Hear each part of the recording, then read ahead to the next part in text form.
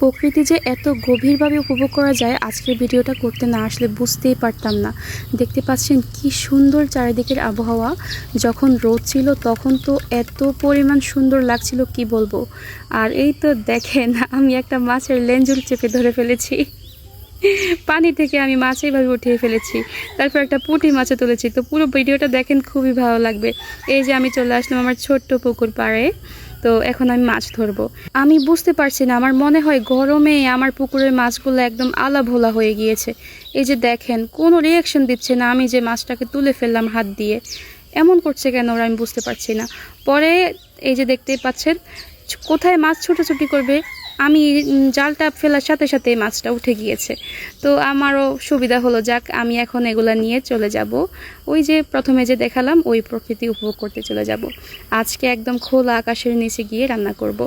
তবে মাছ ধরবো দুইটা। এই তো দেখেন এটার লেঞ্জুর চেপে ধরেছিলাম, তো এটাও নিয়ে যাব। আজকে এগুলো রান্না হবে। তো এই তো আমার ছোট্ট খলিতে ভরে নিলাম। আসছে না, এত বড় সাইজের মাছগুলো আসছে না আমার খলিতে। তো এখন আমি এগুলোকে কাটাকুটা করে নিব। তো এটাও হচ্ছে আমার ন্যাচারাল চপিং বোর্ড, এটা আমি নিজে বানিয়েছি এই বোর্ডটা গাছের গুঁড়ি দিয়ে। তো এখন আমি এগুলোকে কাটাকুটা করে নিব। আর আপনারা যদি মিনি কিচেনের আইটেম নিতে চান, এই যে এখানে কি সুন্দর ঝুড়ি, তারপর হাঁড়ি পাতিল 25 পিসের একটা কম্বো পেয়ে যাবেন আমার আজাইরা আপার খেলনা বাটি পেজে। তারপর আমাদের কাছ থেকে আপনারা চুলা বানিয়ে নিতে পারবেন অর্ডার দিয়ে, আমরা কিন্তু খুব কম প্রাইসে চুলা দিয়ে থাকি। তো আমি এই ভিডিওর কমেন্ট বক্সে পিন কমেন্টে মেনশন করে রাখবো আমার নতুন পেজটা, আপনারা চাইলে ওটা ভিজিট করতে পারেন।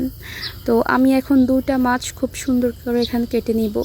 আর সত্যি বলতে আমার কাছে মনে হয় না মানে প্রকৃতি আমি কোনোদিন এইভাবে উপভোগ করেছি। এত ভালো লাগছিল কি বলবো। আর এর তো দেখতেই পাচ্ছেন, তারপরে চলে আসলাম আমরা পুকুর ঘাটে।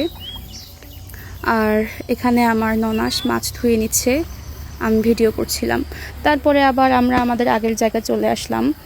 আপনারা যারা আমার বিজনেস পেজ থেকে চুলা নেবেন, আপনাদেরকে এরকম একটা প্রদীপ ফ্রি দেওয়া হবে। তো প্রদীপটা কিভাবে জ্বালায় দেখতেই পাচ্ছেন।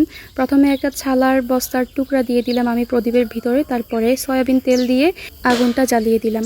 কি সুন্দর লাগছে। এই আগুনটা কিন্তু অনেক সময় ধরে জ্বলবে। তো আমি এখন ভাত বসিয়ে দিব। তো চুলায় পাতিল বসিয়ে তারপরে আমি পানি দিয়ে দিলাম। আর এই দুই চুলায় আমি ভাজি করব মাছ। তো অনেকেই জিজ্ঞেস করতে পারেন দুই চুলায় মাছ ভাজি কেন হবে। আমার মন চাইছে তাই ভাই, আর বেশি কিছু জানি না। এই তো এখন আমি মাছগুলোকে ম্যারিনেশন করে নিব হলুদ আর লবণ দিয়ে, ভালো করে ম্যারিনেশন করে এখন আমি এগুলোকে ভেজে নিব। শব্দটা কি সুন্দর তাই না? উফ, আমার কাছে এত ভালো লাগছে কি বলবো। এখন মাছগুলোকে আমি সুন্দরভাবে ভাজি করে নিব। আর ভাতের চাল ধুয়ে এনে পুকুর থেকে এখন আমি চাল দিয়ে দিলাম। রোদটা নেমে গিয়েছে, দেখতে পাচ্ছেন এখন কালারটা, প্রকৃতির কালারটা কেমন কেমন লাগছে না? যখন রোদ ছিল ভিডিওটা এত সুন্দর হচ্ছিল, মনে হয়েছে যেন আমি ভিডিওতে ফিল্টার দিয়েছি। আসলে কিন্তু আমি কোনো ফিল্টার ইউজ করিনি। এখন আমি সুন্দর করে মাছগুলোকে ভাজা ভাজা করে নিব। আর এই যে আমার যে ডালা কুলার সেটটা দেখতে পাচ্ছেন, এগুলোও কিন্তু আমার পেজে পেয়ে যাবেন। গত 2-3 সপ্তাহ ধরে আমি বোনাস ক্রাইটেরিয়াগুলো ফিল আপ করতে পারছি না। আমার ভিউজ আগের থেকে অনেক কমে গেছে। শুনলাম সবার নাকি এরকম হচ্ছে, ফেসবুকে আপডেট চলতেছে, এই জন্য নাকি সবার ভিউজ হয় না। এরকম হলে কিভাবে হবে ভাই? এরকম হলে তো কন্টেন্ট মেক করতে মনই চায় না। আর তার উপর এখন একটা বিজনেস সামলাইতেছি, কন্টেন্ট কিভাবে মেক করি বলেন তো? আবার কন্টেন্ট না চাইলে ফেজের রিচ যাবে কমে। কি করব আমি খুঁজে পাচ্ছি না। তো এদিকে আমার ভাত হয়ে গিয়েছে, এগুলো নতুন চাল, এজন্য ভাত একটু তাড়াতাড়ি সিদ্ধ হয়।